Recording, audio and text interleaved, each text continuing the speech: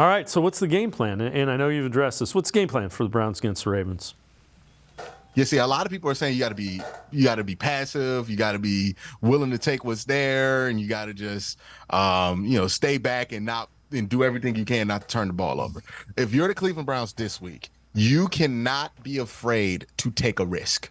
This game is not going to be won without taking a risk. So you're going to have to be aggressive on offense and defense. I know you can miss a tackle. It could be a big play, but they got those big plays on other teams that weren't being aggressive, right? The Ravens game plan, and the Ravens, I equate them to somebody who likes to play chess, right? The Ravens, what they want to do is move that pawn up the field right in that first quarter. They just want to keep moving pawns up and then see what you're doing, and then you move your pawns, and they're gonna move their pawns, and they're gonna let you get a couple, make you feel good, but they're really setting you up for a move there. What the Browns want to do, and what the Browns are great at, is just overwhelming, smothering. They're checkers, right? They just get downfield, get rid of your pieces. I'm gonna have more pieces than your pieces. We're gonna get rid of you, right? It's gonna be a battle of those two philosophies at the beginning of this game, and the Browns cannot put themselves in a position to play the Ravens games. If the Ravens get you to dink and dunk and do all of that, look what happened to Geno Smith. He dinked and dunked for the first quarter, then they clamped on that, and then he's getting frustrated. Next thing you know, he starts taking bad shots downfield. If you're the Browns, take a shot downfield to start the game. I wouldn't mind that, right? Your first drive, you take a deep shot downfield to start the game to let them know, hey, I'm not afraid. I'm going to take these shots. We're going to be aggressive. Blitz if you want. If you blow something in the back end, it's going down, right? That's what you want to let them know, so they back up a little bit, right? You want to run that ball up the middle because they run a lot of double mug blitzes where guys are going to be all on the line of scrimmage, but they're going to be dropping back in coverage. If you're going to do that all game against me, I'm going to run it up the middle because you're creating gaps when those guys instinctively back up on the line of scrimmage. So run the ball up the middle, take shots down the field, get that defense uncomfortable. Same philosophy on the defensive side of the ball.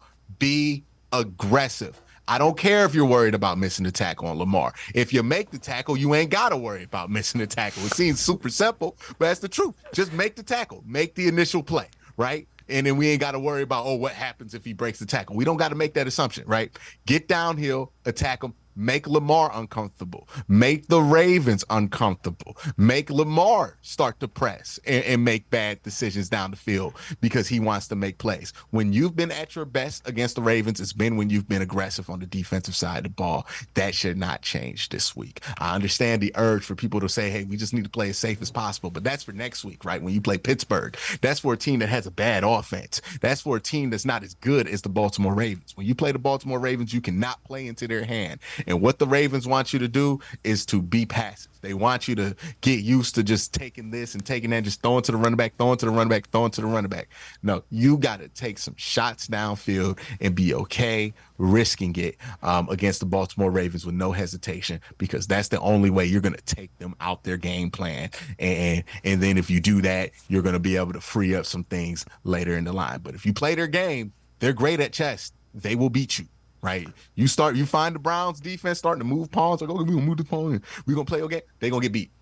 If the offense does the same thing, they're gonna get beat. So that's where this game comes down to. All right, before I let you go, under the radar guy you think could have a huge role, maybe make a big play or two for the Browns? David Njoku doesn't count for an under radar guy, so I'll go Elijah Moore or Cedric Tillman.